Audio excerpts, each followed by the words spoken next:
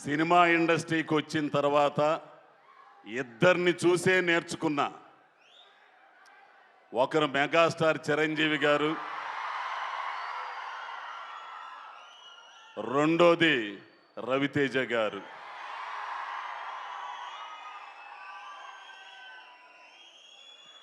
మీ అందరికీ తెలుసు, ఎటువంటి బ్యాక్గ్రౌండ్ లేదు, వెనక ఏదీ లేదు, ఛాలెంజ్ చేసి నిలబడ్డారు.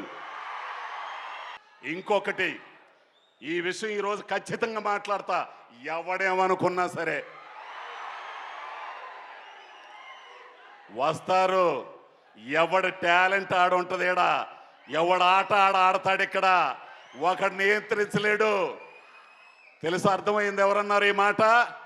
రంగస్థలం దెబ్బతో మేము ఆడడానికి వచ్చాం, మాకు ఆడడానికి అవకాశం ఇచ్చారు మైత్రి వాళ్ళు, సుకుమార్ గారు. ఇక ఆట ఆడడం బిగిన్ చేశాం. టాలెంట్ ఉన్నోడు ఉంటాడు, టాలెంట్ లేనోడు సర్దుకుని వెళ్తాడు. అవకాశం ఇచ్చి పిల్లి మెళ్ళలో గంట గట్టినోడు గొప్పోడు. అటుంటోళ్ళు మైత్రి వాళ్ళు, సుకుమార్ గారు. ఇది ఖచ్చితంగా చెప్తా నేను. ఇది అర్థమైందో లేదో మీకు ఒకసారి రివిజన్ చేసుకోండి. ఎవడబ్బా సొత్తు కాదు ఇండస్ట్రీ, టాలెంట్ ఉన్నోడిది. అటువంటి టాలెంట్ ఉన్నోళ్ళని పిలిచి రెడ్ కార్పెట్ పరిచే సంస్థలు ఉన్నాయి.